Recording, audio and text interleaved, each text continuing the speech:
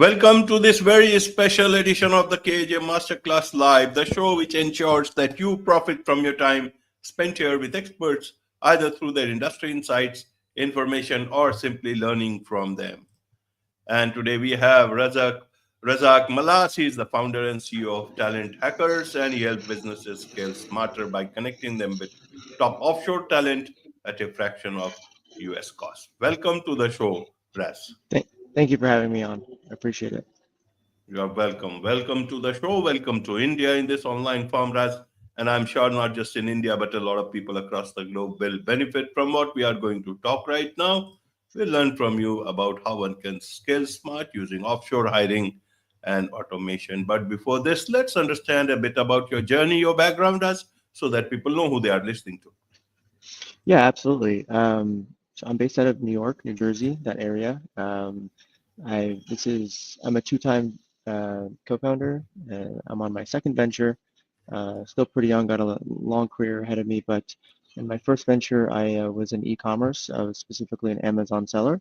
So, uh, but we had a slightly different model where we rolled up uh, Amazon private label businesses. And so we acquired several different businesses and tried to scale and grow those businesses.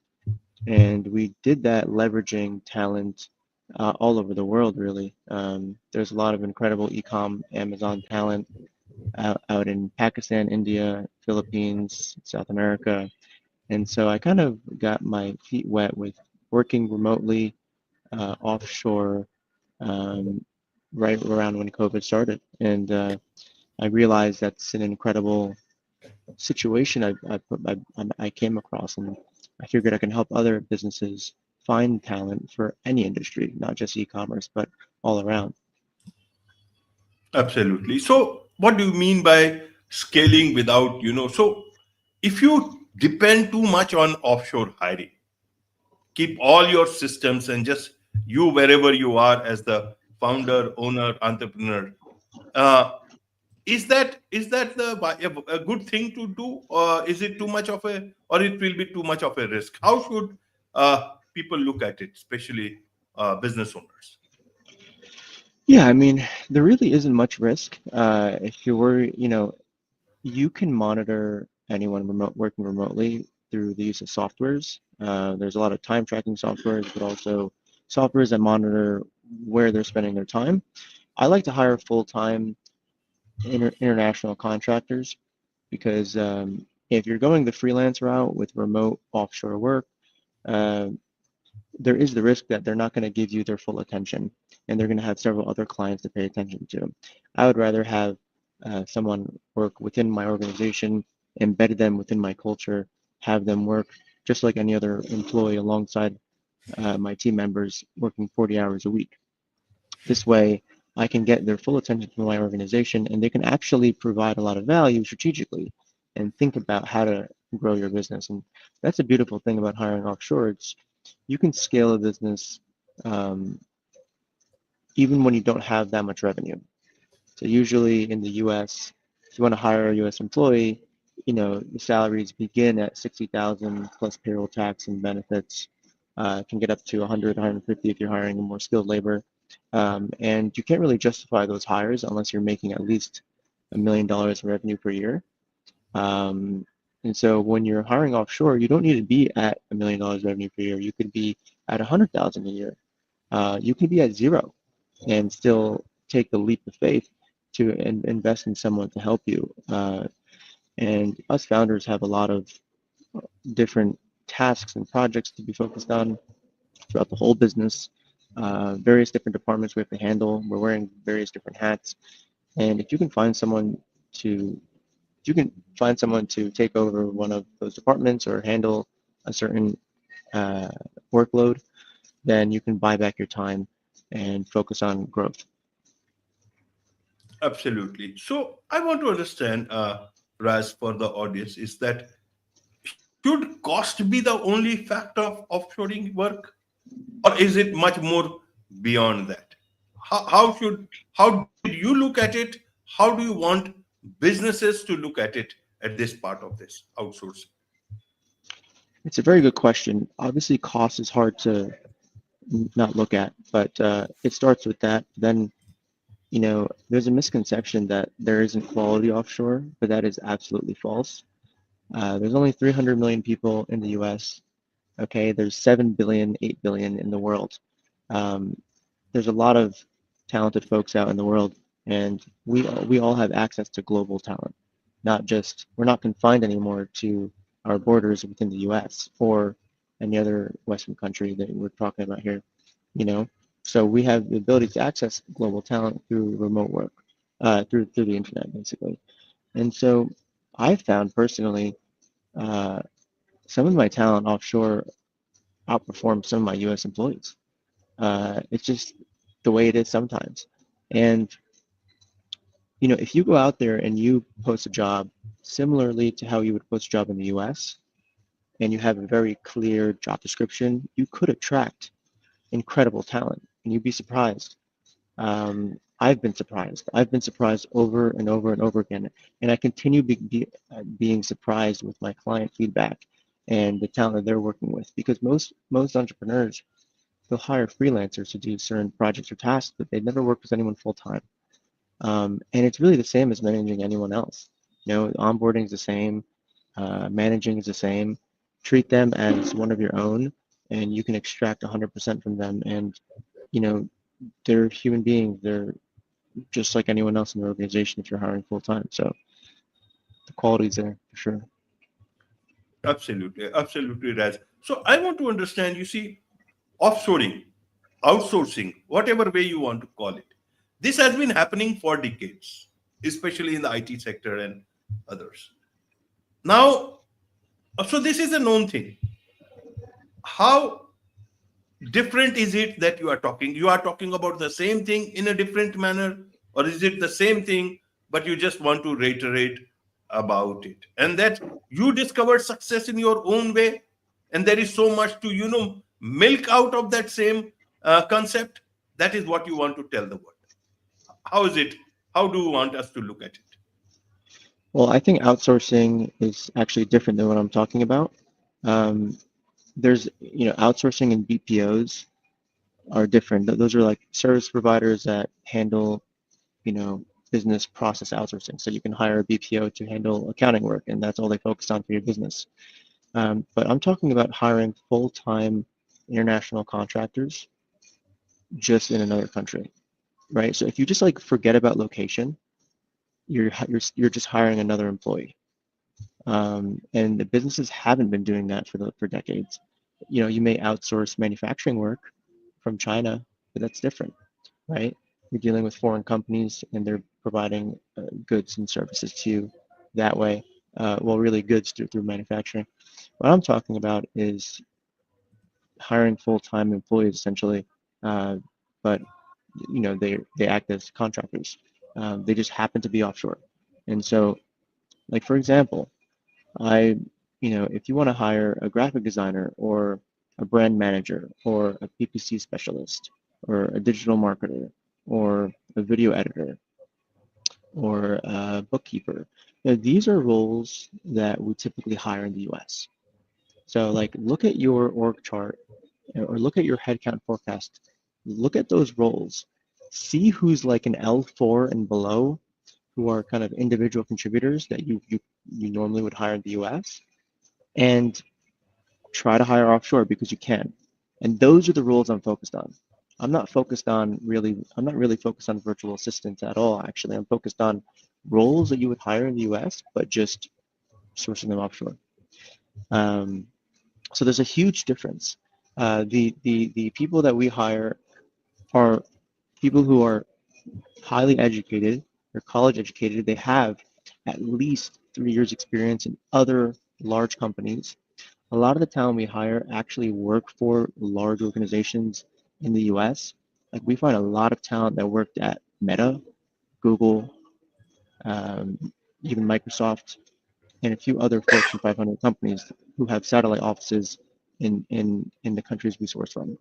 And so we find a lot of talent that have exceptional experience, just like you would see in the US.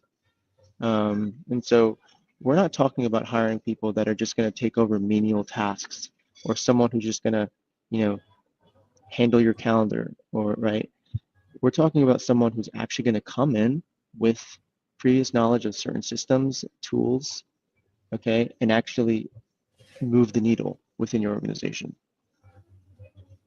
Absolutely. So, how different is this? People will say nowadays we have the tools. So, one is the offshoring, offshore hiring, and then there is the automation, which is a much more better than thing to do, because automation is also very smart nowadays. And then you have got it within your reach. You do not have that much of a risk in that sense. Perhaps it is even cheaper than offshoring. Yeah, I mean, a lot of people talk about, AI taking over jobs in the future, and that's such a broad statement, in my opinion. Uh, Personally, I think giving my employees currently or my international contractors uh, tools like AI increases their productivity tremendously. I actually I love AI because things are getting done faster in my organization. Now, yeah, like AI agents can replace maybe virtual assistants, right? A virtual assistant can like book dinners for you or like, you know, uh, shuffle your calendar around, do these menial tasks. But someone, again, think as if you're hiring someone in the US, like, a digital marketer. AI can't replace a digital marketer. But also, you mentioned automations, right? I mean, I I always talk about creating automations, systems and processes. You want automation, but someone needs to be able to manage that automation, right? It's not going to necessarily kill jobs. It may make your organization more efficient, and that's exactly what we want. Um, so again, like we hire pretty much most roles. We don't really hire the executives offshore, and we don't hire the strategic thinkers offshore. We keep that kind of in the U.S. in-house, like CEOs, CFOs, right? C-suite and executives keep in the U.S. And offshore, we just, like I said, L4 and below.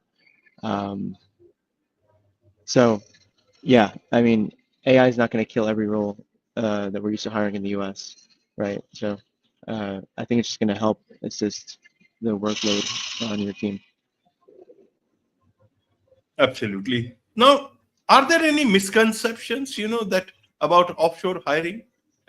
People must be asking you as a founder and CEO of Talent Hackers. So, tell us a bit about if there are any misconceptions about this. How do you address these misconceptions?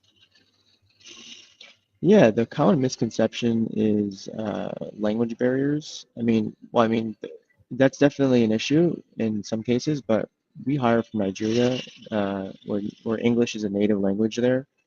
Um, in the Philippines as well, it's a native language. Also, Pakistan, South America, whenever we put out a job rec, the first thing we vet for is their English skills, right?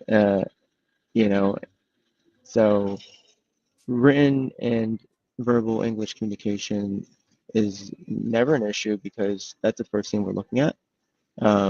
Now, a lot of people, solopreneurs, would go out there and try to find talent on their own and don't necessarily understand how to vet for certain things like internet connection, equipment, understand accents or their English levels. We have a system to vet for all of that at mass quantity. So like we have to sift through hundreds and sometimes thousands of applications for each job rec, and that takes a lot of time. And you have to have a system in that hiring process to be able to vet for these things.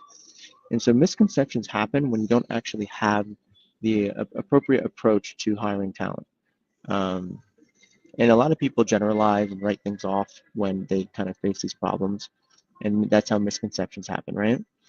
Um, Another misconception is the quality of talent, which we already discussed. The other beautiful thing about where we hire from is our talent works within our client's time zone. There's an 8-hour workday overlap, which is a big thing because some people hire from the Philippines where they're working, through the night, and there's a lot of burnout and churn with talent in the Philippines. We don't hire from the Philippines. We hire from Africa, which is only 5 hours ahead of the Eastern time zone. Now that daylight savings happened, it's only 4 hours ahead. And so, our talent doesn't burn out like others do in the Far East. Um, they're able to work, 2 p.m. to 10 p.m. and have dinner, go to sleep. So, yeah, I think those are the common misconceptions that I see. Right. One more thing is about uh, the local regulations, the laws, and those are different because you are hiring straight away from the U.S. or any of the Western companies. You do not have a local presence, local office.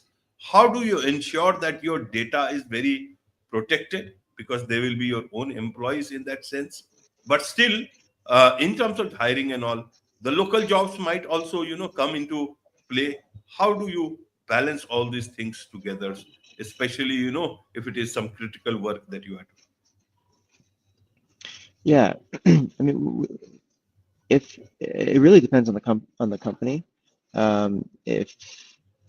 If they require uh, certain security protocols and security measures, then we will get our talent laptops that are company owned with softwares embedded into them so that they can't really steal the information.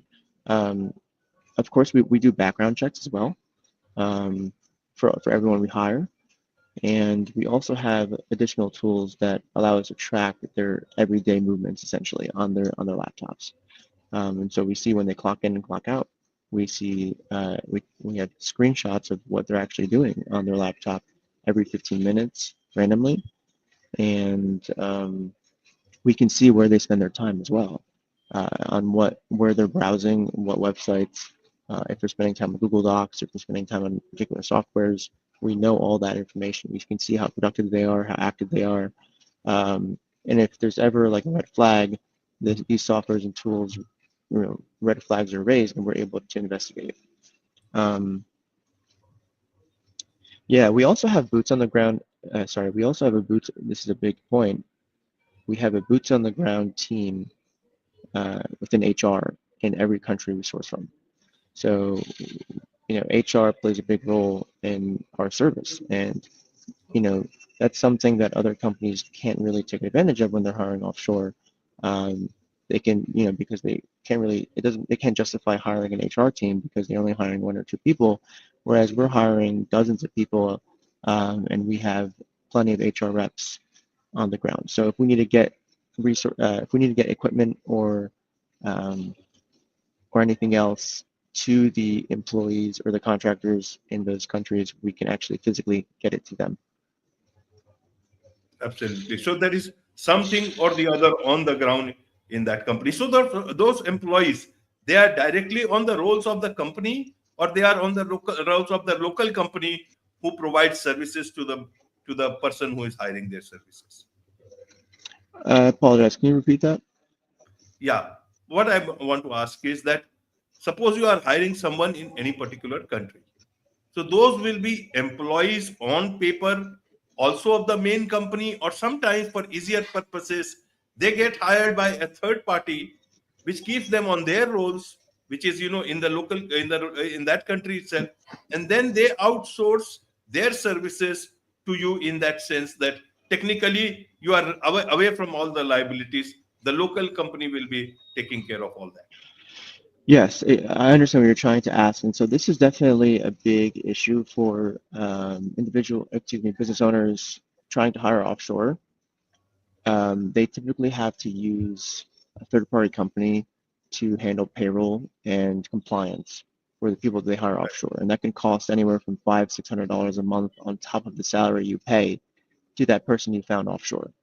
The beautiful thing about what we do is not only do we handle HR and we handle the recruiting and sourcing of the talent, but we also handle compliance for our clients. And so uh, we have a entity within the countries we're hiring from, which allows us to stay compliant. We also have certain documentation uh, and rules that we have to have our contractors adhere to. So we have to adhere to the local labor laws of the countries we're hiring from. That includes things like observing certain holidays, um, particular PTO policy, sick leave policy. Um, there are contracts you have to have in place in order to stay compliant. You need to be giving benefits if they're making over a certain amount, and you need to be an entity in that respective country. And so that's part of the service that we handle. Um, so there's a lot of compliance risk for sure for anyone hiring offshore, and we make it seamless for our clients.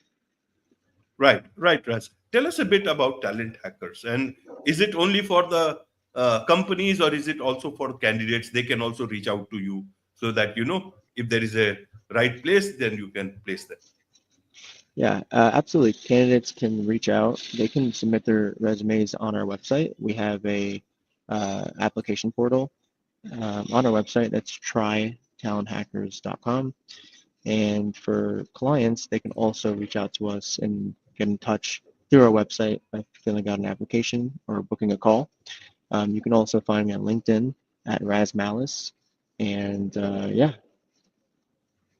Absolutely. So, is there anything that did not get covered in my questions? Is there any information that you want to share about company or anything related to this particular offshoring?